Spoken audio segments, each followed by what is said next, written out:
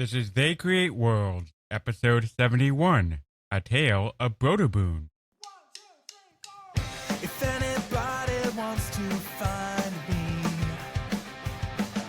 I'll be in the last place you would look. In a place where people used to be, a land that's called reality. You'll find me there. Welcome to They Create Worlds. I'm Jeffrey, and I'm joined by my co-host, Alex. Hello. We've talked about them tangentially before. Carmen Sandiego, some educational game. Now, they just want to do your desktop publishing. Brøderbund!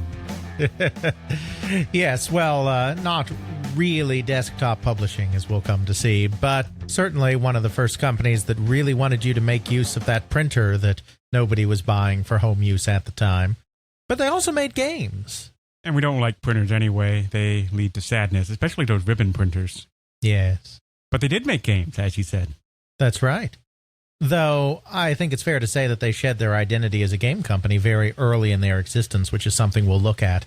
Obviously, they had a few hit games later on, Myst being one of the most prominent, but Brøderbund's history as a video game company, or as a computer game company more accurately, really only spans the very first part of its history. After that, it was really more involved in other areas. That was both good for them and in some ways bad for them, which we'll go into all sorts of detail on in a little while. Sounds good to me. So I understand that Brøderbund was founded by two brothers. That's right, Doug and Gary Carlston. A very interesting duo. It also grew to encompass other members of their family as well. That word Brøderbund, it's not a real word. It's kind of a pastiche of a couple of words that in different languages mean brotherhood. It really is a company that, at least in its early days, was defined by its family. Doug Carlston was the main driver in founding the company. Doug and Gary, the whole Carlston brood, were the children of a minister who then became a seminary professor of New Testament. So he was a religious figure and he was a scholar. And the family settled in Iowa. That's where he ended up teaching, the elder Carlston. So that's where the family spent most of their formative years. Very Midwestern, very wholesome. If there's one thing that everyone always comments on about the Carlstons is that they were just so gosh darn nice. Always a good start there. And, and it wasn't a put on. I mean, they really were and are. They're still alive. They really are nice people. That was built into their DNA, kind of these Midwestern Protestant values. Doug got exposed to computers for the first time while he was in high school in the 60s. He was a bright kid, a bright student, and so he was sent away to a summer camp where he got to fiddle around with computers a little bit. This was around 1964. And then later on in high school, he got a job at the University of Iowa in the computer lab, where he was basically just sweeping the floors. I think he might have done some punch card machine operation as well, but it wasn't a job really interacting with the computer. But anyone who worked there, even if they were just sweeping the floors, were given an account on the computer so they could fool around if they wanted to, and he very much wanted to fool around. He learned some programming. Doug Carlston was never master programmer. This is not like Ken Williams, who we talked about in Sierra, who was, a brilliant programmer, and that's what got him kind of gravitating towards doing the whole online system / Sierra Online thing. But he did know how to program. He programmed a bit. He went to Harvard. In the middle of his time at Harvard, he took a semester or a year, I can't remember which, off to go teach in Botswana, because why not? Or wouldn't that tie into some of the seminary work that a lot of Yeah, no, that's a good point. do? I don't know. I'm not sure anyone's asked him. I don't know if he went there as a missionary thing. Mm-hmm. I don't know. He might have. Good point. I don't think anyone specifically asked that. So, yeah, he went off to teach in Botswana, learned Swahili, decided to write a textbook on Swahili, just for the heck of it. Well, I'm sure for more than just the heck of it, but, why not? Right? Right, if you know the language and you can actually convey that language to someone else who is not familiar with it, I imagine that's not one of the prime languages to learn. It's not like I could go to my local high school and go, hey, teach me Swahili. Yes, absolutely. He did that. He graduated Harvard, wrote a few more language textbooks, kind of bounced around a little bit. He went to graduate school and was studying economics, but then his grant ran out after like a year and a half or 2 years. It wasn't just his grant. There were 9 students that were there on a grant, and suddenly the grant funding was pulled. Everyone was surprised. It wasn't expected. That ended that little foray. Then he instead went and got himself a law degree.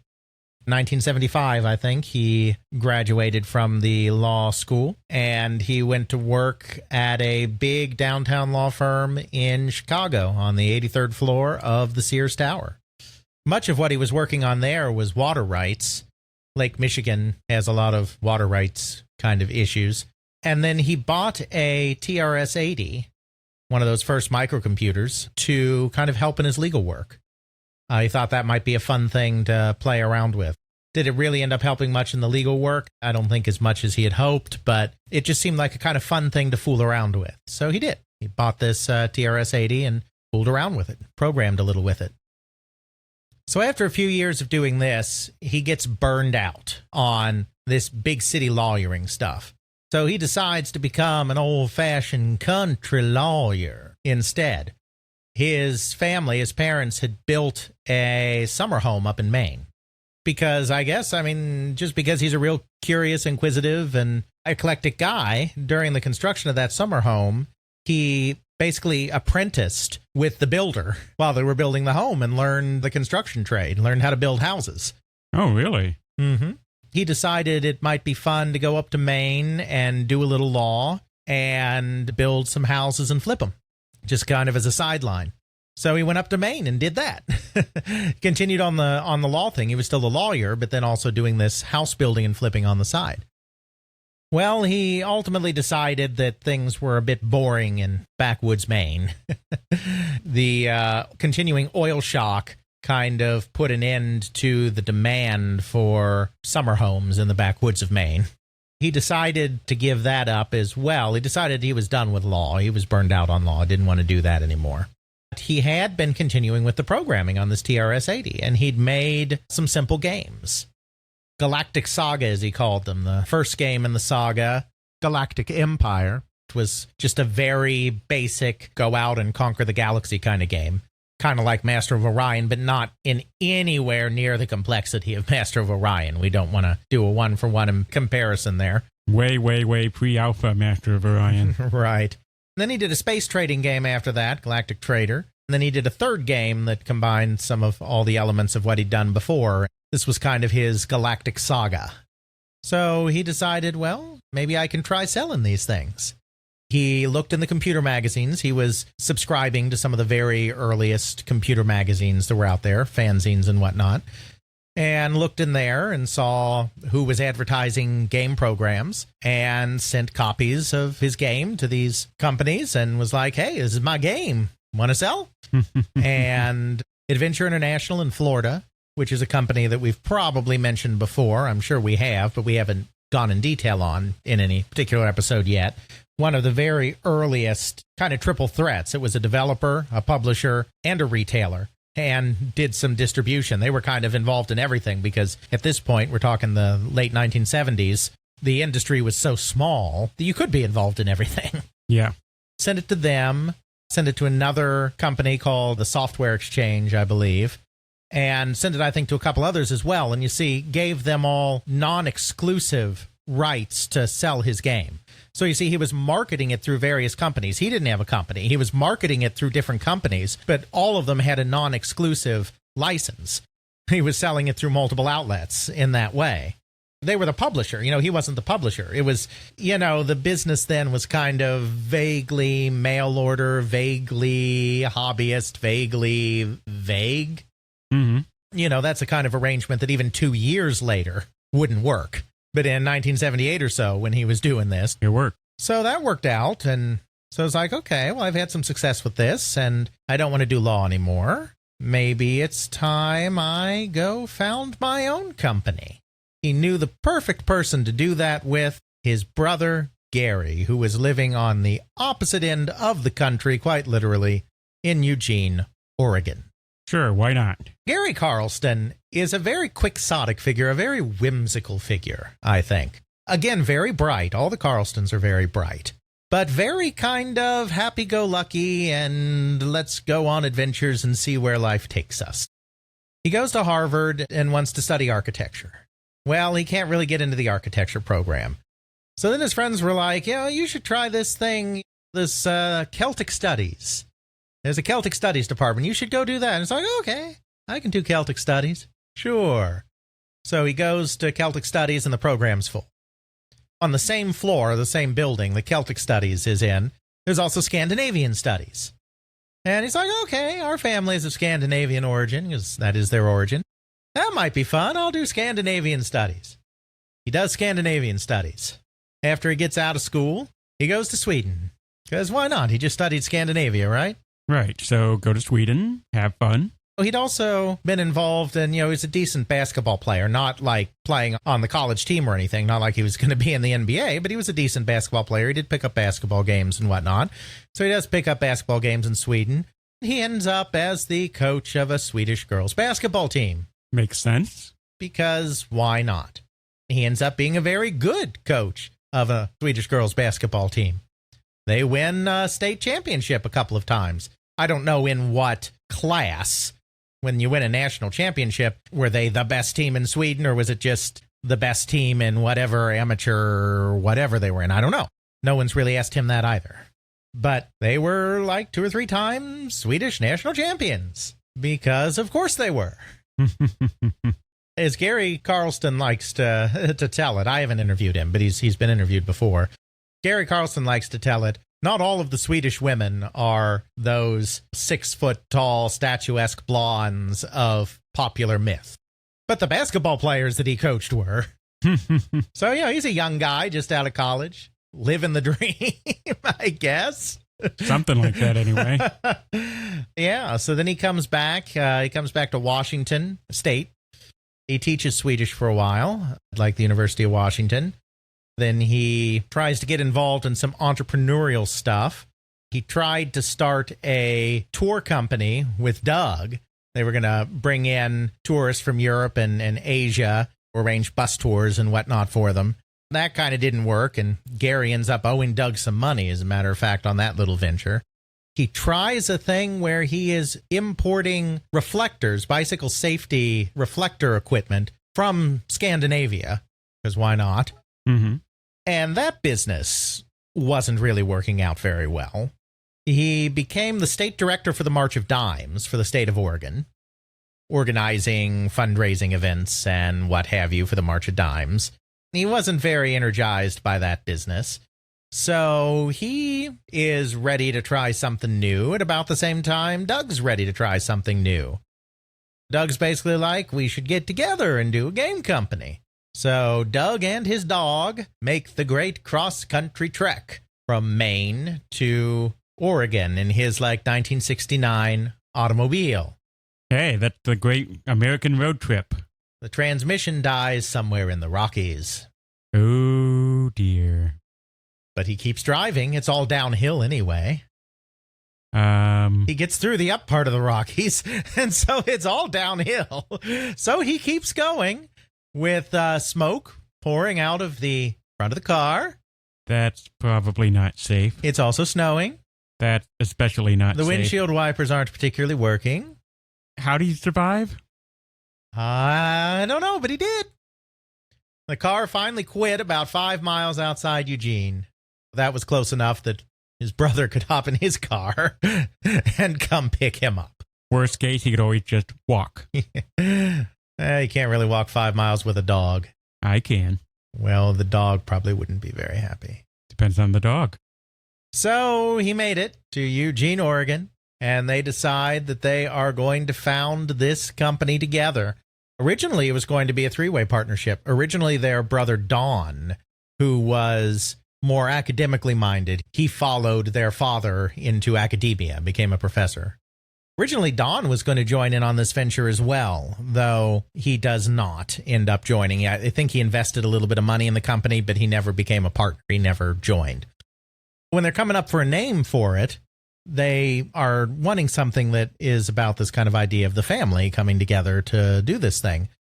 They don't really tell this part of the origin story. Doug Carlston and Gary, they usually talk about the fact that it's similar to the Swedish word for brother. The word for brother in Swedish is bror, but there's kind of a brotherhood is broderskap. This brooder part comes out of that a little bit. There was also this organization in South Africa called the Brøderbund, which is Afrikaans for brotherhood. And they were kind of a secret society dedicated to perpetuating Afrikaans interests and were very much a part of the whole apartheid thing and the establishment of apartheid in South Africa. So they talk a little bit about the Swedish origin, but I think it's more likely that it comes out of South Africa because, you know, what country borders South Africa? Lots of countries do, but for the purpose of this exercise, Botswana. Ah. Now, I want to be very clear. I'm sure Doug Carlston's politics are not in any way aligned with the politics of the Brøderbund, okay? I want to be very clear on that. But I think this is probably a word that he probably picked up. You know, it's a word that means brotherhood, and he probably picked up on that word. And he actually used that. There was a group in his Galactic Empire game that was called the Brøderbund. That's where he first used the word. And so they decided, since they were making this company, forming this company with the brothers, that a word that's kind of like brotherhood made sense. But they changed the spelling. Kind of, this is Gary Carlston and the Swedish kind of legacy coming in. They changed the spelling to make it seem more Scandinavian. Brøderbund, the Afrikaner word, is spelled Broederbond. They made it sound more Scandinavian by going Brøderbund, Bund.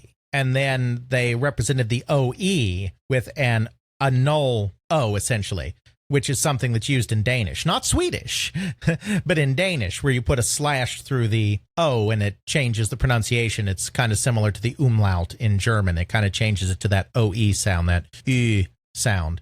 It's still Scandinavian. It's in the same area. Yeah, so I mean, the word Brøderbund is not a real word. Brøderbund does not mean brotherhood in Swedish or Danish or any Scandinavian language.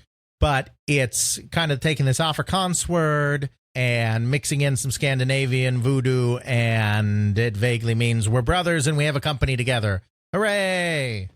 Yay! So that's Brøderbund. It's founded in 1980 and then incorporated in late 1981, September 1981. That's the start of their journey together. They have the 3 Galactic games that he made. They have this little accounting program that he also made in his spare time. So even in the very beginning, they had more than just games, though that little program never did anything. Their brother Don did contribute a game to the original set called Tank Commander. It was based on a game on the Play-Doh system that he had seen, because he's in academia, so he had access to a Play-Doh terminal. Created a game called Tank Commander, and then they had one other program. I'm not sure what it was, but they had 6 programs initially when they started this company in 1980. No really good way to sell them.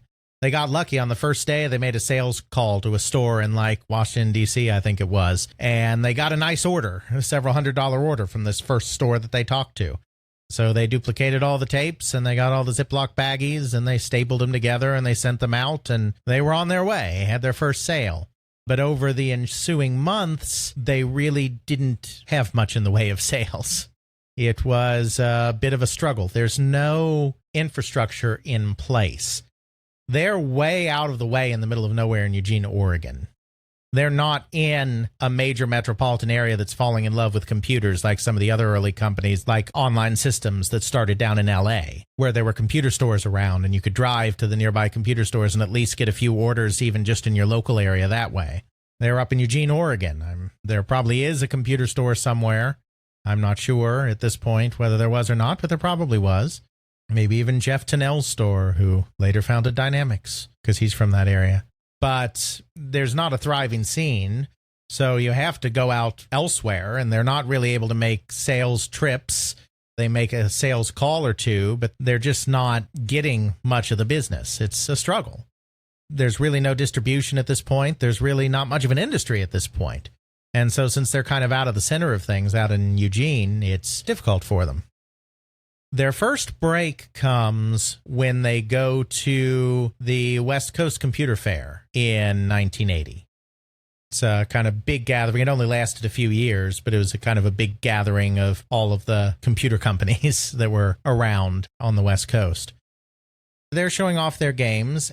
One of the nearby booths, there's a gentleman with a trading company, an import-export firm, that is showing off the wares of a Japanese company called StarCraft. No relation to Vespine gas. Aww. StarCraft was founded by an individual named Minoru Nakazawa.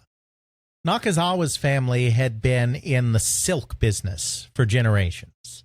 They were pretty well known in the silk business, which led to a very unusual situation where even though Nakazawa and his family were commoners, he ended up becoming very close friends as a child with the second son of the Emperor Hirohito. So they were a common family, but they were a common family with connections. Very powerful connections. The way the silk business works in Japan, or worked in Japan for hundreds of years, it probably doesn't work this way now, is the harvesting was largely done by unwed young women who usually came from lower backgrounds and end up working there for a few years until they end up finding some farmer that they can marry. It's a very kind of paternalistic business is the point that I'm getting to. Minoru Nobazaka broke away from this, and he did something very similar from the paternalistic aspect of it in the computer software industry. He started StarCraft as a computer software house, but exclusively in the beginning working with businesses, doing custom software for businesses. We've talked before how there was a very lucrative business in Japan for custom software solutions for business clients, custom tailoring all their software. He noticed the first microcomputers coming in from the United States, things like the Apple II that were exported into Japan, and probably some of the Commodore stuff as well. At this time, programming games was a hobby in the United States for most people too, and in Britain, but it was really a hobby in Japan because the idea of a career in Japan, which is maybe slightly less true today than it was then, but still largely rings true today as well, is your career as Mr. Japanese Salaryman is you enter company out of college, you work for company rest of life. Lifetime employment, while it has started to erode a little bit in Japan, is kind of the way of things in Japan. So this microcomputer thing, this programming games thing, was seen as something that was going to be a fad. It was something that young people were doing, but it wasn't going to be something that you could make a career with a capital C out of. It wasn't something that employed you for life. So it was looked down upon, very much looked down upon, as something not very serious. Now, I'm talking specifically about early microcomputer programming. Obviously, the arcade companies, there are some big arcade companies at this point, like Sega and Namco and Taito. But we're not talking about them. We are talking about microcomputers and programming games on microcomputers. So people that did that, which were usually young guys, often college-age students or right out of college, people that were doing that were looked very down upon in Japanese society. It was not looked at as a worthwhile occupation. So what Nakazawa did is he went looking for some of these hotshot hobbyist programmers, because he already had a software company. StarCraft already existed doing this institutional stuff. He had established the company in 1979. He went looking for some of these hotshot hobbyist programmers so that he could employ them and have them churn out games for him. But it was a very unequal relationship. It was very similar to the idea of the young women harvesting the silk in the old silk farms or whatever. It's kind of taking the same model that he knew from his family history and applying it to software, because these guys were not well regarded in Japanese society, which means that they didn't have a lot of bargaining power. Mm-hmm. They were guys that liked doing computer game programming. And so he was like, come make games for me. He discovered very quickly that there wasn't much of a market for it in Japan at that time because the computers hadn't really penetrated the Japanese market yet. There were some early Apple IIs in, there was some early Commodore stuff in, but it was really not until a couple years later, more like 1982, 1983, that there started to be a Japanese computer game industry that you could really take seriously. He decided that if he was really going to make any money on this, he really needed to get his games to the West, where there's an actual home computer market where people actually have Apple II. Amazing. But he doesn't go there directly. He uses an intermediary, an import-export business that can navigate some of the crazy customs regulations and can navigate the international business climate. You know, he doesn't feel competent to be able to do that himself. So he goes through a guy named Miyoshi, who runs this import-export business. And Miyoshi is at the West Coast Computer Fair. They kind of get to know each other a little bit. Doug and Gary see the guy's games that he has, the StarCraft games that he has, and are very impressed by them. Miyoshi gets to familiarize himself with the Brøderbund people and kind of likes them. They make a deal where the 3 games that Miyoshi has with him, Brøderbund will actually distribute those, publish those, and distribute them in the United States. Those games, they're middling arcade ports. They're not particularly special. So they get some sales on that. It definitely helps them out, but it only helps out a little bit. It doesn't help out hugely. So then a couple of interesting things happen after that. You know, their sales are still kind of stuttering along a bit. Then the basketball team re-enters the picture, the Swedish basketball team. Several members of the team are coming to San Francisco. They stayed in touch. They stayed in touch with Gary. Gary liked them. They liked Gary. Everyone was friends. So they wanted to see him while they were in the United States on vacation. So they're like, hey, we're going to be in San Francisco. You should come down and see us. Remember, the Carlstons are up in Eugene, Oregon. Gary's like, okay, but I have no money. This is the point of time where the company is not doing that great. Many months they're not selling anything at all. Other months they're barely selling anything. Some stories say that it was actually the team members that arranged to get him a ticket, but from what I can tell, it was another friend. I mean, I don't know who this friend was, but another friend in San Francisco learned of his plight and was like, oh, I'll buy you a ticket. You know, I'll buy you a ticket, a one-way ticket. How you get back to Oregon is up to you, but I'll buy you a ticket, a plane ticket to get down here. They decide that when Gary goes, he should take his software with him. San Francisco, Bay Area. Not quite Silicon Valley in these days because the Bay Area wasn't really part of the tech scene yet, but still close enough to Silicon Valley that this is a happening scene in terms of computer stores and whatnot. Gary goes down to see the team, the basketball team members, not the whole team, but the 3 or 4 that are there, and takes software with him so that he can peddle it to the local stores. And he has a good trip. He definitely makes more than he needs to just buy a plane ticket back home. Doesn't get stranded. Well, that makes them realize that they really need to get out on the road and start drumming up sales. Doug gets a car, rents a car, I think, because, you know, he doesn't have his car anymore. It went kablooey. And does a cross-country road trip. He zigzags across the country, stopping in computer stores as he goes and demoing the game. Because it's one thing to call someone up on the phone and it's like, hey, I got these computer programs here. You should stock those in your store because I say they're cool. And it's quite a different thing to have someone show up and go, hey, you got an Apple over there? Great. Here, let me plug this game in. Take a look at this. Ooh, that looks pretty. Except not even that. What he would usually do is wait until the person at the counter or whatever had gone into the back for some reason, and then go over to the Apple II computer, which at this point is just there. It's on, but it's just got blinking cursor. They're not demoing software. Stick his disk in that Apple II, start the program up. The program has music or whatever, or sound effects as part of it. Person in back hears this noise out front, comes running out to see if the store is being robbed, and sees this game playing. And it's like, oh, that's kind of cool. So even, you're exactly right, except sometimes even another level of duplicity beyond that, you know. Well, not duplicity, but, you know, another level of salesmanship beyond that. He does pretty well on the sales trip. That helps them start to get enough of a base going that they can start attracting the attention of the nascent distribution industry that's starting to pop up.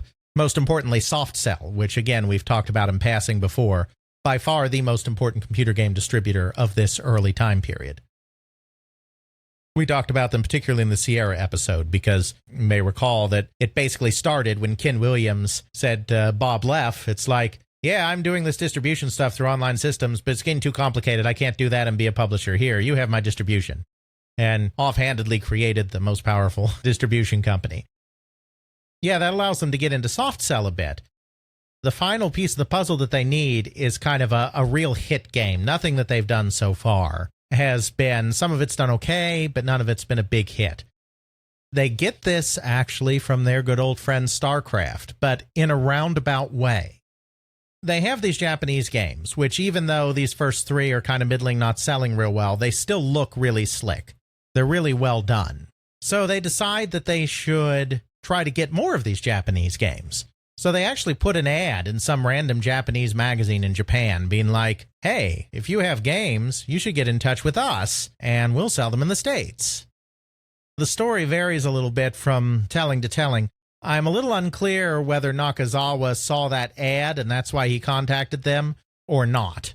The ad makes a good story either way, but I'm not sure whether that was the catalyst for contact or not.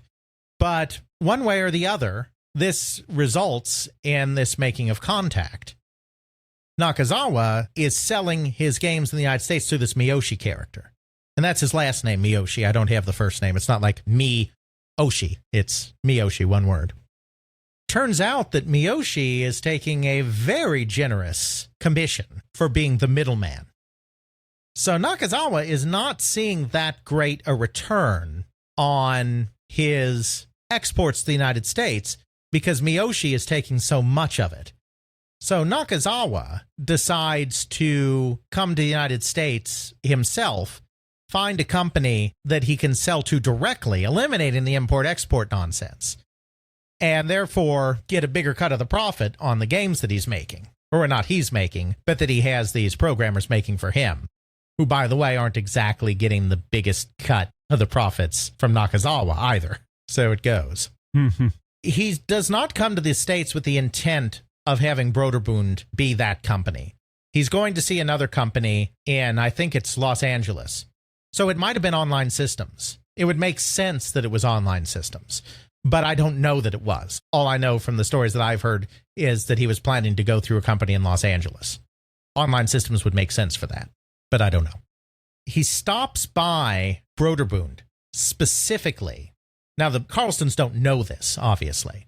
He's not telling them this at the time, but he stops by Brøderbund only so he can say, I've met with this other company and they're really interested. So if you want my games, you're going to have to pay me this much more to get them.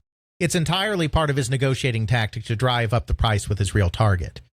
So Doug Carlston at this point does not know much about Japanese culture, but he read something once about Middle Eastern culture, about the sheiks in the United Arab Emirates and Saudi Arabia and all of this.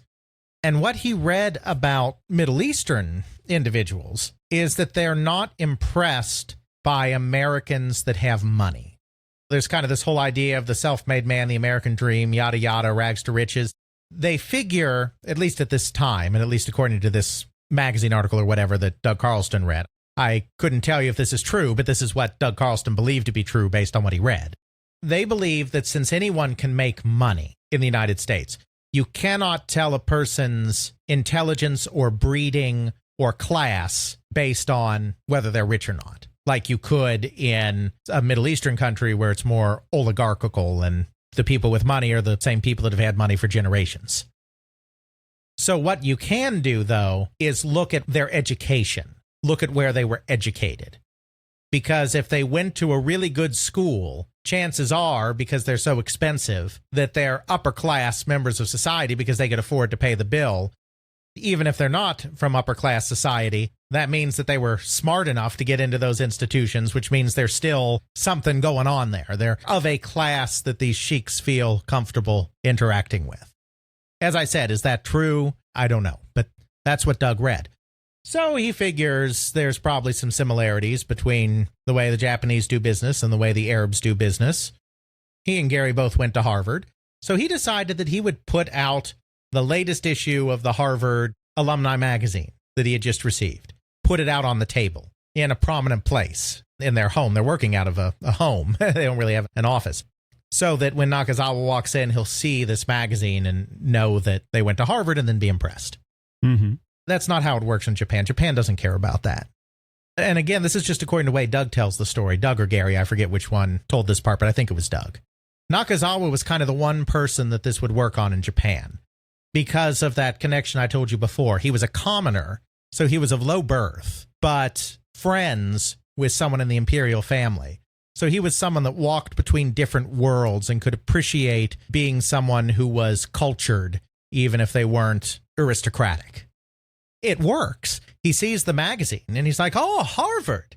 And so they spend 2 hours just talking about culture stuff because he sees a kindred spirit here with these Harvard guys. Because of that, he ends up giving them the deal. He was not planning to. It was just a negotiating ploy, but he decides to give them the deal because he really likes these guys. As Doug likes to say, it's the only time he got any use out of his Harvard education. So they get the deal directly from StarCraft. And one of the games that StarCraft has now is a Galaxian clone. We've talked about Galaxian before, the Namco game. Kind of the next evolution of Space Invaders, where instead of having bunkers, it's open space, and instead of having black and white graphics or an overlay for solid colors, you have multicolored sprites that are very impressive, and you have aliens swooping at you all the time that you have to dodge while you're shooting them. You know, the forerunner to Galaga. We, of course, discussed it before. This Galaxian port clone, unauthorized. This was not licensed from Namco. Because, as we've also talked before, there was no real settled copyright law in Japan on software until 1982. This is pre-1982. A really slick programmer named Tony Suzuki in Japan has created this nearly flawless, or as flawless as you can get on an Apple II at least, clone of Galaxian that he has called Apple Galaxian. This is one of the games that now Brøderbund gets to market. Just a really slick game at a time when, you may recall, this is late 1980, December 1980, at a time when arcades are absolutely exploding and these Twitch games are really popular, and they're really popular amongst the home computer set too. They changed the name because the copyright law is just a wee bit trickier in the United States, and if they released something that was called Galaxian, Midway, which was Namco's North American manufacturer, probably going to notice that and maybe not be happy about it. So they changed the name of the game to Alien Reign, but it's essentially Galaxian. This game is so good that SoftCell, because now they're just getting in with their distributor SoftCell orders 5,000 of them, boom, right off the bat. To which Doug and Gary reply, that's great, but we don't have the money to produce 5,000 copies of this game. Because they haven't made much money at this point. I mean, doing duplication on floppy disk is really not that expensive compared to like cartridges, as we discussed before, but they have so little money that they can't even afford to do the duplication and the packaging and the shipping for 5,000 copies of this game. So the SoftCell guys are basically like, okay, that's no problem. We will lend you the money that you need to produce these games on the stipulation that all of the copies of the game you produce, all 5,000 or whatever that you make, you give to us. So they do the deal, and Alien Reign is a huge hit. That's the beginning of Brøderbund taking off. It's the first big hit they have. So at this point, the group of two, very soon after, in early 1981, becomes a group of three, because their sister, Kathy Carlston, joins the company. Kathy is the adopted sibling of the Carlstons. She was adopted by Doug and Gary's father when she was 6 years old. I would imagine from China, but I don't know that.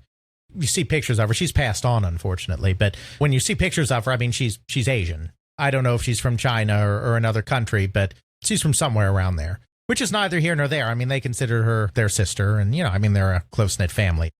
She came into the family when she was 6 years old, and her love was fashion. She got her degree in fashion design, and she went to New York worked her way up to buyer at a boutique called Lord & Taylor. She was doing well. She was living the dream in Manhattan in the fashion scene and all of that. But she discovered that A, the fashion scene wasn't as glamorous as she had hoped it would be. And B, she didn't really want to live in Manhattan.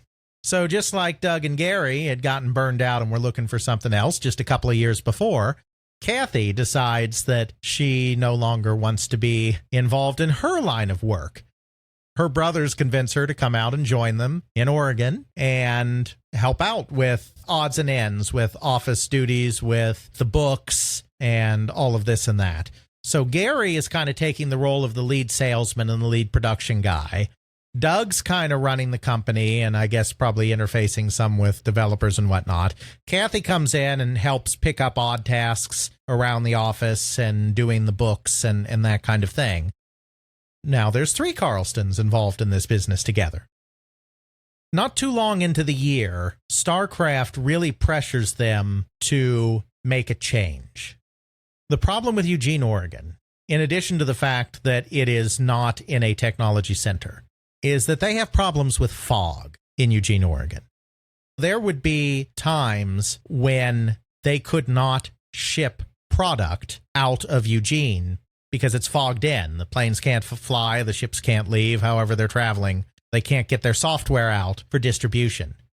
And in this business, where especially at that time when it's a young business and games are being released on top of each other, it's a business where you need to move fast. When you have a product that's doing well, you need to get it in the marketplace and you need to sell it because a few weeks from now, it may not be doing well anymore. Something else is going to come along. Nakazawa really pressures them to be like, okay, guys, you need to leave Eugene, Oregon. This is no good. They have a choice. They can move north or they can move south. They can move to Seattle. Microsoft's in Seattle. Nintendo's in Seattle, but Nintendo doesn't matter yet. But the big thing is Microsoft is in Seattle. Or they can move to Silicon Valley / the Bay Area. Gary prefers Seattle. Gary really wanted them to move to Seattle. But you may have heard it rains in Seattle. Maybe. And the week that they were up there to scout out Seattle, it rained the entire week they were there. So Doug was like, no thank you. So they decided to move south instead, and they end up in San Rafael in the Bay Area, so that they're kind of closer to the heart of what's going on in computer software. And over the next couple of years, they continue to bring in several more big hits, all through submissions, going to shows, meeting people, having games submitted to them, etc. The big one is a game called Choplifter. Are you familiar with that one? I don't think so. All right. It was a pretty big hit in its day, but it would have been a big hit on the Apple II especially. So this one actually came from a gentleman named Dan Gorlin. Again, it's a submission, just like all of these early Brøderbund games tend to be. Dan Gorlin was doing kind of really advanced AI kind of research with the Rand Corporation down in LA. He wasn't really fiddling around with microcomputers at all, but then he had to sell his house. He was selling his house in Los Angeles, and he got a Apple II to kind of fiddle around with while he was going through that process, and really kind of became fascinated in being able to program on these new microcomputers, and started programming this helicopter for no other reason than that he had just always been fascinated with helicopters. And he wanted to get this thing flying around the screen and shooting at stuff and all of this and looking kind of cool just as an exercise. During all of this process, there's this kid, and when I say kid, a teenager, most likely, that's doing repairs on his car out in the driveway outside, doing repairs on Dan Gorlin's car. And he comes in and he sees this thing that's going on, and this kid, being in with the arcade scene at the time, as so many teenagers were, thought immediately of Defender, the classic arcade game, and told Dan, you should really put some little men in there to pick up. Dan Gorlin really didn't know anything about the arcade scene. He wasn't involved in that. He was a little older. So he went down to the local laundromat, which had a Defender cabinet, and he looked at that, and he was like, oh, I see. That is kind of cool. So he added this whole rescue element to it. As he puts it in interviews, he wasn't specifically inspired necessarily by the Iran hostage situation that had concluded a couple of years, or just about a year, I suppose, previously. That was the embassy takeover during the Iranian Revolution, and they held a bunch of Americans there hostage for many, many months, over a couple of years. There had been a rescue attempt in the middle of that using helicopters that failed absolutely miserably. So this is something that was kind of in the zeitgeist of the time. So he was probably subtly influenced by that. But the primary thing was he loved helicopters. And then the kid was like, you should make it like Defender and it'll be cool. So he creates this game where you're flying around, shooting at enemies, and picking up these guys on the ground, these hostages. He calls it Choplifter. He submits it to Brøderbund because Brøderbund is a company that's out there. I can't remember if it's the only one he submits it to or not, but they definitely have a reputation by now. They've had some successful games. The Brøderbund people are instantly taken with it, and they go on and publish that in 1982. We'll, of course, put the game in the show notes. It's hard to describe, kind of with our knowledge now, just how brilliant Choplifter was in its own time. So you may recall from when we did our kind of early computer hardware episode that the Apple II uses a bitmap for its screen. There are no sprites. There are no hardware sprites on the Apple II. If you are moving the screen, you are moving the entire screen. You have to redraw the whole thing because it's a bitmap. There's no shortcuts with sprites. So you could scroll on the Apple II, but to get something scrolling really smoothly was very difficult because it was very hardware intensive without having the capability to use sprites and scroll registers. Just had to move the whole screen. Choplifter was just so smooth, such a smooth scrolling game that it attracted tons of attention, tons of plaudits, tons of accolades, and was a massive seller. It knocked VisiCalc off the top of the software charts, which was no mean feat during the height of the VisiCalc craze there in 1982. Massive, massive hit that came from outside the company. We're talking about the early 80s here. This is before the Nintendo has come to the United States, before the Nintendo is in Japan, really. You're still talking Atari-level graphics here, and being able to have something very arcade-like with smooth scrolling and having that work really well on a PC with Atari-level graphics plus, that's unheard of. Absolutely. Therefore, it becomes a massive hit. Another one is they get a pinball game. A guy, David Snyder, comes up to them at a computer show of some kind and is like, I have this really great pinball game. You should take a look at it. And they do take a look at it. And it's like, this is a good pinball game. So they do David's Midnight Magic, also in 1982, which is another big hit. So the next big hit comes in 1983, and that's a game called Lode Runner. I believe you are familiar with that one, aren't you, Jeff? I played it a lot on the Commodore 64. Yeah, that's what I thought. Lode Runner actually has a kind of interesting backstory. The game is submitted to Brøderbund by a programmer named Douglas Smith, but the concept actually did not start with him. He was not the originator of the entire concept. What a lot of people don't realize is that the original programmer on the game was an individual named James Bratsanos. I may be mispronouncing that, but it's Bratsanos.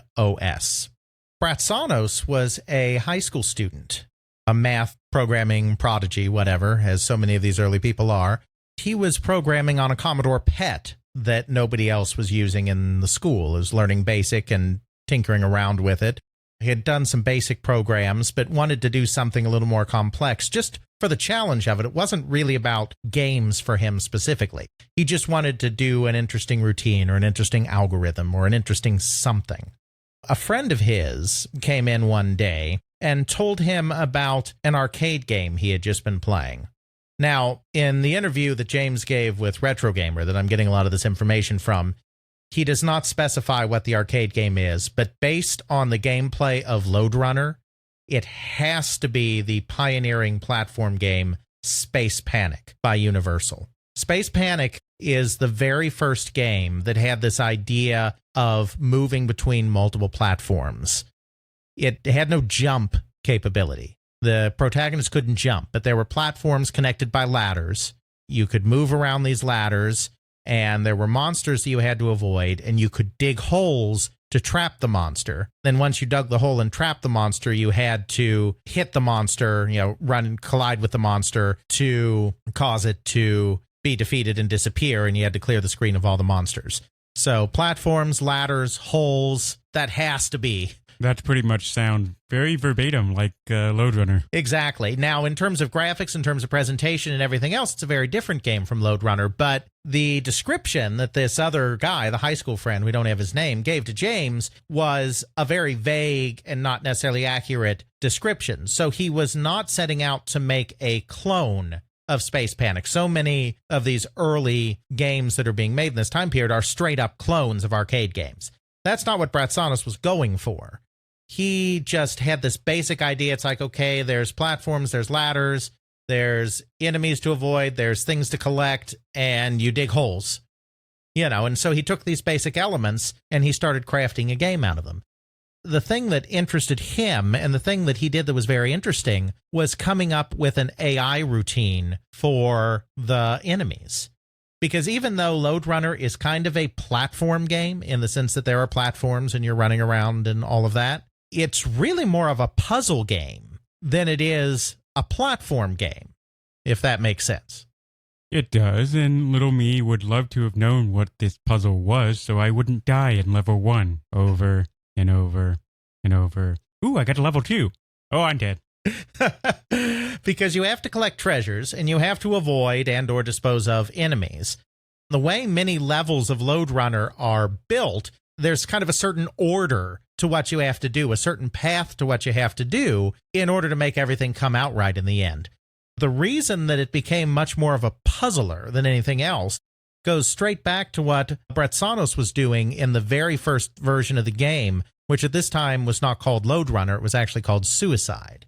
And what that was is he did an AI routine where the enemies in the game would calculate the shortest path to you and then would move along the shortest path to you. They only moved when you moved. You see, they weren't moving constantly on their own. They only moved when you moved. When you moved, they would start taking the shortest path towards you in order to try to stop you. But the key, the thing that made it stand apart, because other games had done that before, is that if the AI did not see an advantageous short path towards you, the enemy would just stay still. It would only go after you if it calculated that it had a chance to catch you. Insidious.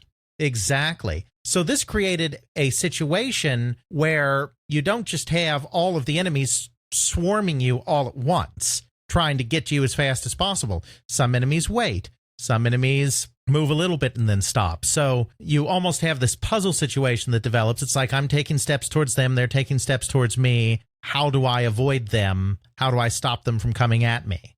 It scales really well. You can have a ton of enemies in there because since it's just a matter of each one looks where you are and then looks what the shortest path is and decides to take that path if it's advantageous, it scales to however many enemies you want. Thus increasing the difficulty, the challenge, the game. Exactly. It's this algorithm that fascinates James, and he's just doing this for his own amusement. If it was just left up to James Bratsanos, it's very possible this game would have never been released. So now we fast forward to 1981. This is presumably all happening in 1980, which makes it even more likely that the game in question was Space Panic, because Space Panic was released in 1980. Fast forward to 1981, and our friend James is now in college. He is attending the University of Washington. He's getting more immersed in programming. He's taking programming courses. I don't know if his major is CS, but he's definitely moving in that direction. And he gets a job in the computer lab maintaining one of their VAX machines.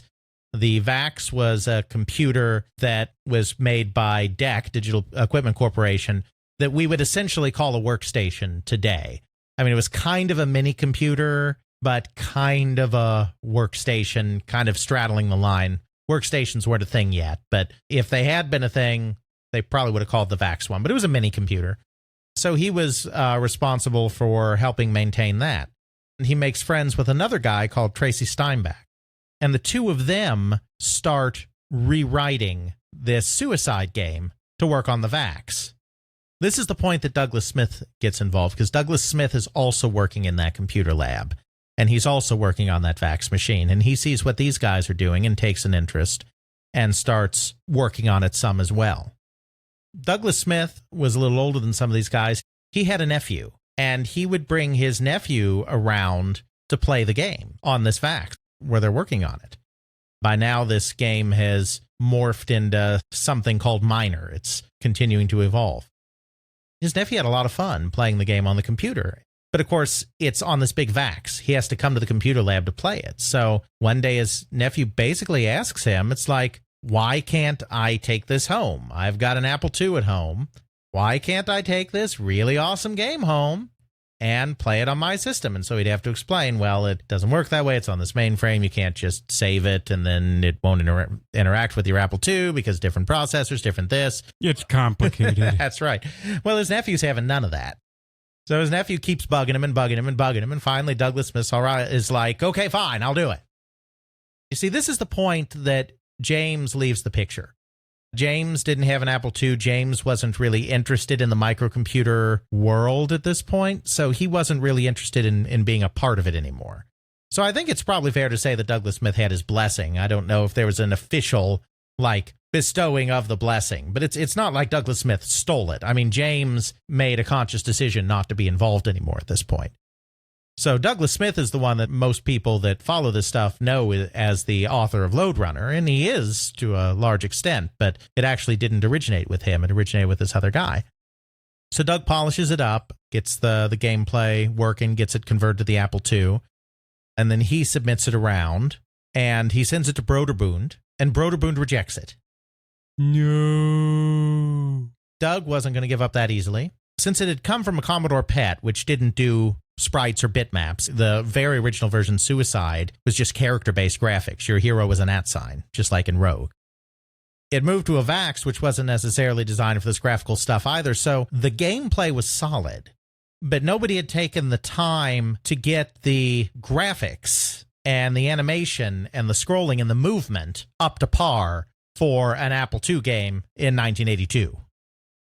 He takes some time, he improves it, he resubmits it, and this time it becomes a big hit. It becomes a big hit for two reasons, both because it has these good AI routines that make it an interesting puzzle game more than just a pure action platforming game, and also because Doug Smith decides to leave the level editor that they used to create the individual stages in the game deliberately so that other people can make their own levels.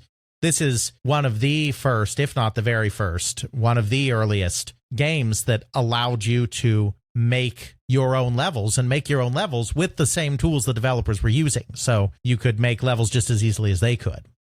So that spawned a whole level creating scheme, and they actually created a sequel then, Championship Lode Runner, Brøderbund did, where they took the hardest levels, some of the most challenging levels that other people had made, and bundled them all together and released it as Championship Lode Runner.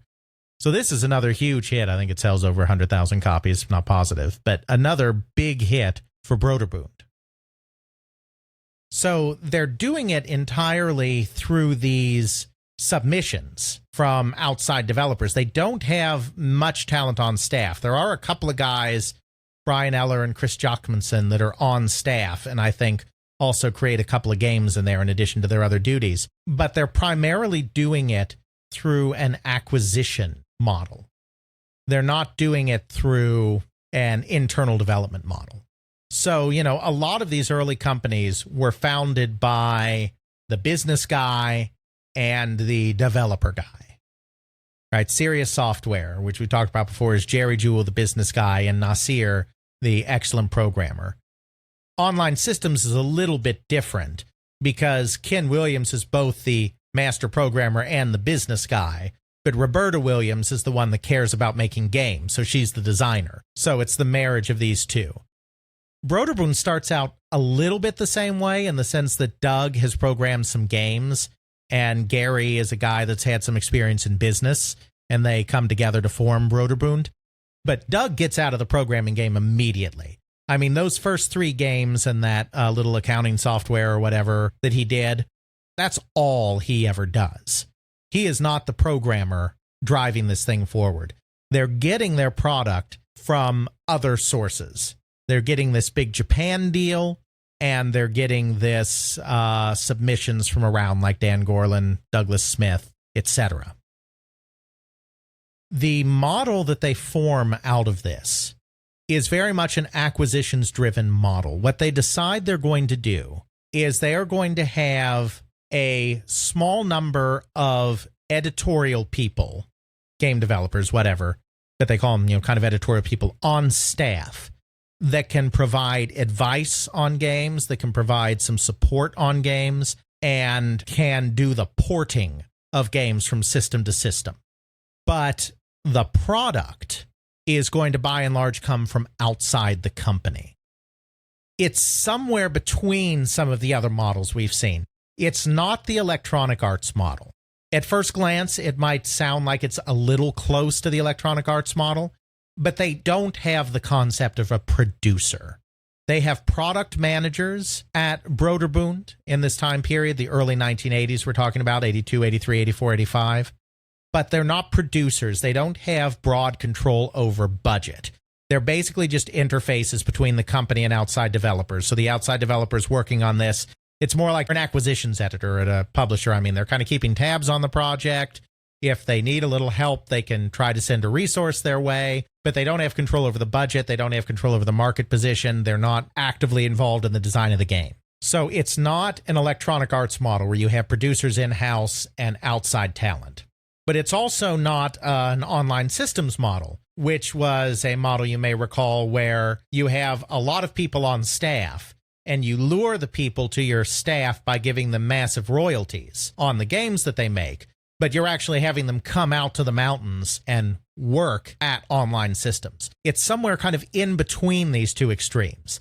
It's, we are going to have helpers on staff and we're going to have porters on staff, but we're going to rely almost exclusively on outside designers to actually create the games, and then we'll pay them a royalty. The way this plays out in practice is very interesting. The Carlstons are very nice people, like I said, and they're very concerned about finding good product and finding good talent and helping to nurture that good talent. So if somebody submits a game to them and they decide that that game isn't good enough, they won't just reject the game outright. If they see promise there, they'll say, well, we're not going to publish the game as it is, but why don't you go back and work on this, this, and this, resubmit it, and then we'll talk. If a programmer needs a place to hang out to finish a game so that they can concentrate on the game, they'll provide them an office space too, even though they're not employees. And so a great example of all of this idea that they're providing feedback, that they're providing support staff, that they're providing a place for programmers, is their next big hit after Lode Runner, which is the game Karateka by Jordan Mechner, who is far better known today for Prince of Persia, which we will be getting to further down the line in our Brøderbund discussion, but we'll not be talking about quite yet. Jordan Mechner was a student at Yale, so a very smart guy. He was involved in film studies. He wanted to be a screenwriter. His first love really was to get into the movie business. He was also involved with arcade games. He was a big gamer as well, so that was something that he liked, and he was involved in programming. So he was fiddling around, and he created a version of Asteroids, the hit Atari arcade game for the Apple II. This was just about the time that Atari was getting more and more assertive on its intellectual property right and going after those people that were making straight-up clones of their games. So he had this Asteroids game, but he knew he couldn't do anything with it because Atari would definitely come after him because it was basically just Asteroids. So he modified it slightly. He changed the graphics. Instead of asteroids, there were these bouncing balls bouncing around. So he called it Death Bounce. Interestingly enough, Death Bounce was never released, but a few years ago after Jordan Mechner gave a talk about some of his early stuff, some people were like, hey, we want to see this Death Bounce game. Can't we see this Death Bounce game? So it's actually been released now. We can put that in the show notes. but it never actually came out at the time. But you can play the modern version. Yes. Well, I mean, it's the old version. It's not like he gussied it up. He released the actual disc image because he still had it for this game that he had created all these years ago in the early 1980s. Never got released. So he submits Deathbounds to Brøderbund. And Brøderbund could have just said, thank you for your interest, but we don't want to publish this, blah, blah, blah. Could have done that. But that's not what Doug Carlston did. He was very polite. He said, yeah, thanks for submitting this. You're clearly talented. I don't think this is quite a good enough product to sell, but why don't you check out the game that we have just released, Choplifter? And he gave him a copy of Choplifter. Take a look at this. That may help you improve your game, in the future. Didn't have to do that, but actually gave him Choplifter so he could see this is the kind of cool stuff we're doing now. This is the quality of game that we want. He boots up Choplifter on his Apple II, and he is blown away by it. And he's blown away, again, by that smooth scrolling, that great animation, because you just did not really see that on an Apple II very often. Choplifter was kind of the first game. Like I said, was it the very first? I don't know about that. But in terms of mainstream successes, it was the first game that really showed the full potential of what you could do on an Apple II graphically. Jordan Mechner's like, wow, I want to make a game that scrolls as smoothly as Choplifter on the Apple II.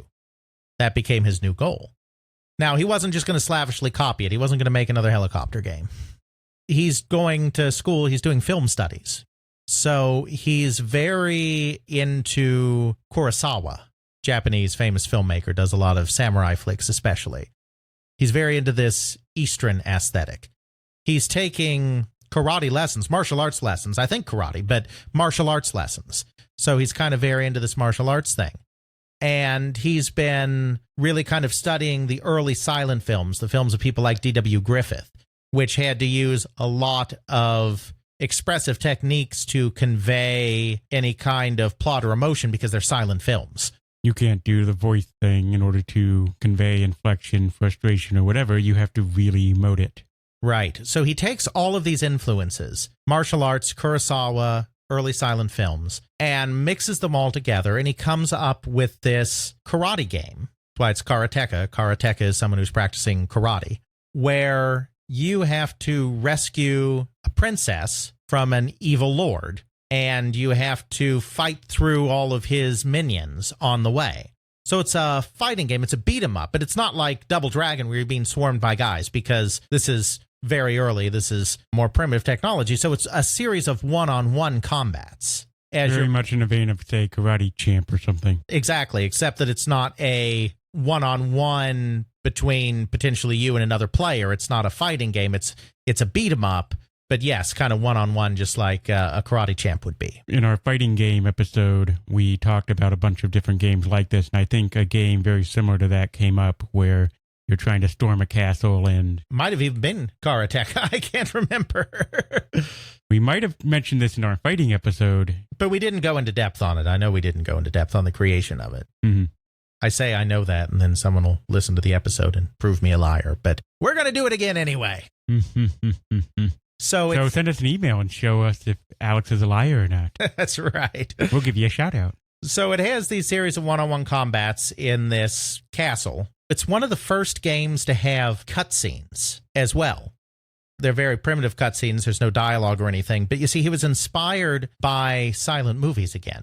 Because one way that silent movies would ratchet up the tension would be to do what was called cross-cutting, where you're focusing on one set of action and then you cut to something else. So you have the woman tied to the train tracks and cut to the train coming down the train tracks, and then cut to the hero on his horse frantically trying to get to the train tracks, then cut back to the train, doing all of this cross-cutting amongst different elements to create tension, because you can't convey that tension through sound or through dialogue or any of that. You have these occasional cutaways to the evil lord and the princess and him sending out his minions and sending out his eagle that also does stuff for him. He's got this game mostly done up, and then he sends it off to Brøderbund again, and this time they're very interested. But they don't just take it and publish it as is. They have him come out. They have him work with them and work with their people on staff these guys that we talked about, like Gene Portwood and Lauren Elliott, who are really good with graphics and animation, help him figure out some of the animation stuff he's doing. He's done most of it through rotoscoping, which I know we talked about the last time we talked about the game as well. He filmed his teacher doing a bunch of moves and then traced over them in order to do the animation, but he gets some help smoothing out the animation and the gameplay from the experts at Brøderbund, and he actually goes out there for like 6 months to finish up the game.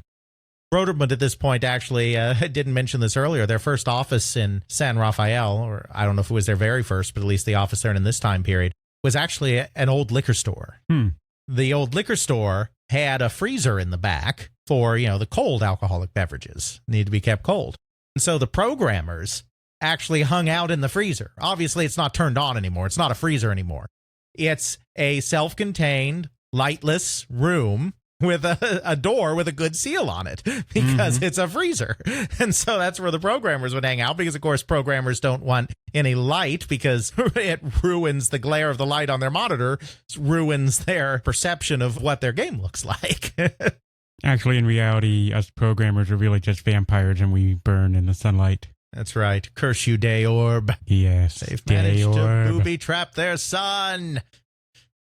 So they're in this old freezer coding away. So he finishes up the game at Brøderbund. It's all the stuff we were talking about before. Don't just reject a game, but mentor people, because the Carlstons are such nice individuals, genuinely nice, helpful individuals. And take submissions, but don't just take the submission as is, but spend a little bit of time working with the programmer, with the on-staff talent, to get it as good as it can be. Karateka is a massive hit. It sells 500,000 copies. Not all of those are on the Apple II because they're also getting involved in the early market for the Famicom in Japan. We talked about how they had this deal with StarCraft, where they were bringing StarCraft's games over to the United States, and that's how they had their first big hit, Alien Reign. Well, StarCraft starts to fall apart in this time period, like 83, 84, whatever, because the industry is beginning to mature a little more in Japan. Nakazawa-san was really not treating his programmers all that well. He wasn't giving them a lot of money for their successes. So he was having trouble keeping programmers now that the industry was getting bigger and there were more opportunities. So StarCraft didn't go away, but it wasn't this great source of brilliant software that it was in the beginning of the relationship. You see, when Brøderbund started this relationship, they got a liaison, a woman that was working with Nakazawa, who came and became, I don't know if she became an employee of Brøderbund, but she was at least working in the Brøderbund office. And she became the liaison between Brøderbund and the programmers they were dealing with in Japan and the companies they were dealing with in Japan, like StarCraft. So because they had this resource, because they had this woman, they started making contact with other companies in Japan. When the Famicom comes along and third parties start getting on the Famicom in 1984, they're in need of product. And obviously most of the early product on the Famicom are ports of arcade games. But you see, Brøderbund has these great games like Choplifter and like Lode Runner that play very similar to arcade games and even get converted to arcade games. There was a Choplifter arcade game that was put out by Sega. There was a Lode Runner arcade game that was put out by Irem. The rare example of a computer game being ported to the arcade instead of an arcade game being ported to the computer. So these were games that had appeal and which were known in Japan through these arcade versions. So using this woman as the go-between, Brøderbund is able to get its games on the Famicom in 1984 and 1985. Lode Runner is a big hit in 1984. It's released by Hudson Soft, which was the first third-party developer on the system. It was called Roadrunner in Japan because it's that whole LR thing. But it's Lode Runner, and it sells like 1 million units. Popular. Karateka is released in 1985. I don't know what it sold in total on the system. It was definitely less than 1 million, but it sold 250,000 in its first month of availability on the Famicom. So a lot of those 500,000 units that Karateka sold were not on the Apple II, which is a smaller market. A lot of it was on the Famicom. And then they had a third game, as well. This game was called Raid on Bungling Bay, and it was created by some young guy named Will Wright. Not sure if we'll hear about him anymore after this. Yeah. So Will Wright is in New York, and he's involved in all sorts of stuff. Will Wright is a true genius. I mean, he's actually a guy that's a genius. We won't go into his full background now because Will Wright could support his own episode very easily. But he was a genius that had all sorts of interests. He was interested in robotics. He was interested in film stuff. He was interested in computer games. He was interested in all sorts of things. And he was fascinated by John Conway's Game of Life. I believe we've talked about Life before. We're not talking about the board game. We're talking about the computer game. It's a very popular example of doing very simple AI. Many coders tend to use Life as a demonstration of their skill in order to show, hey, I can understand this concept. I can recreate the Life game with this thing, and I can make it do interesting things. I've seen interesting stuff with Life where I got Life running here, and then by having Life go and I tweak these algorithms, I could have it make this life-shaped spaceship launch. Yes. And then inside the spaceship is Life. Exactly. So the thing that appealed to Will Wright and to many other people as well about Life is that you got complexity from simplicity. The rules of Life are simple. The organisms, the blobs, the whatever you want to call them, expand into squares that are adjacent to squares that already have life, and then they keep going until it finally runs out of steam if there's no other adjacent place to expand. The rules are so simple, but you can get such astoundingly complex patterns just by tweaking your starting cells. So this idea of complexity out of simplicity really appealed to Will Wright. And he also really just liked helicopters. That's a whole nother thing. He liked helicopters. Military, civilian, didn't matter. He loved helicopters. He wanted to get into game programming, but he felt he was too late to get on the Apple II, because we're talking about 1983 or 1984 now. The game comes out in 84. I don't know if he's working on it at this point in late 1983, but around there. Choplifter's already happened. It's all been done. The people that are really good at programming on the Apple II are already squeezing every last ounce, every last drop out of that Apple II. It's too late for him, in his mind, to become an elite programmer on the Apple II. He's too far behind. But now the Commodore 64 has come out. Now everyone's back to ground zero. Everyone has to learn the system over again. So he decides that he wants to do the Commodore 64. He decides he wants to feature a helicopter because he likes helicopters.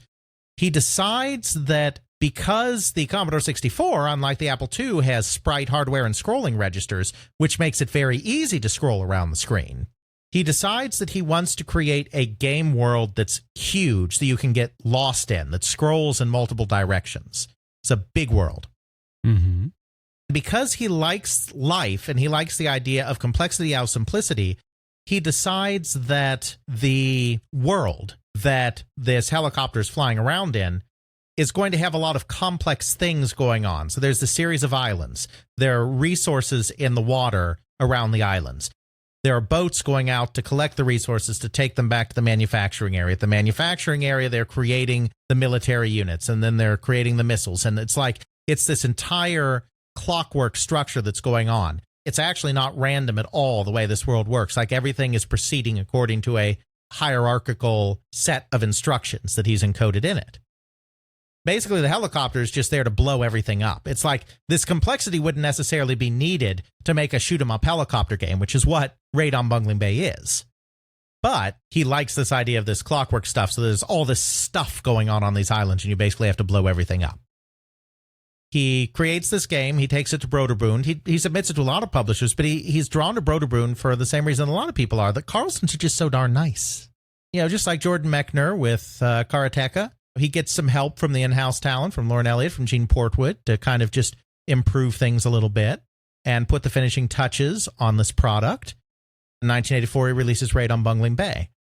In the United States, it only sells about 20,000 units. Boo. Some of that is due to piracy. For the rest, who knows? But then it's ported to the Famicom in Japan, and it sells 800,000 units.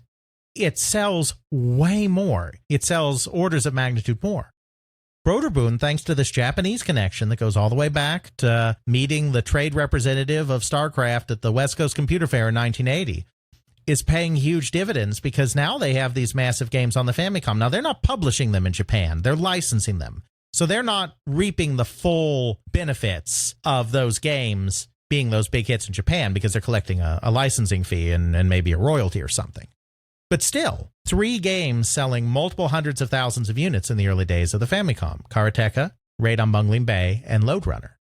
They've been doing really well with this whole acquisitions thing. They are renowned as one of the top publishers on computers in the United States. They're them, Sierra, and Sirius Software, which ends up folding in the crash, are kind of considered the big 3. If you're submitting your games around, Brøderbund is going to be one of your stops. They could probably keep this thing going, not forever per se, but they could keep this thing going for a long time. But 1984 is the last year that games are their most profitable product category. But they made so much money. They did, but at the same time this is going on, they're discovering something new. They're discovering that there is this whole market for productivity software, home productivity software. They can create products that instead of just selling one copy to a person and then they're done, they can sell a copy, they can sell add-ons, then they can sell upgrades, then they can sell the new deluxe version, and they can go evergreen. This is a whole new phase for Brøderbund, and it's where we will pick up the Brøderbund story in part 2 of this look back at one of the most important computer game publishers of the 1980s and early 1990s. All right. Well, I guess we'll have to get out our desktop publishing software and delve into the mysteries of Brøderbund next time on They Create Worlds. Check out our show notes at podcast.theycreateworlds.com, where we have linked to some of the things that we discussed in this and other episodes. You can check out Alex's video game history blog at videogamehistorian.wordpress.com. Email us at feedback@theycreateworlds.com. Our Twitter is at TCW Podcast. Please consider supporting us on Patreon at patreon.com/theycreateworld. Alex's book is forthcoming through CRC Press. Intro music is Airplane Mode by Josh Woodward, found at joshwoodward.com/song/airplane mode, used under a Creative Commons Attribution License. Outro music is Bacterial Love by Roland Music, found at freemusicarchive.org, used under a Creative Commons Attribution License.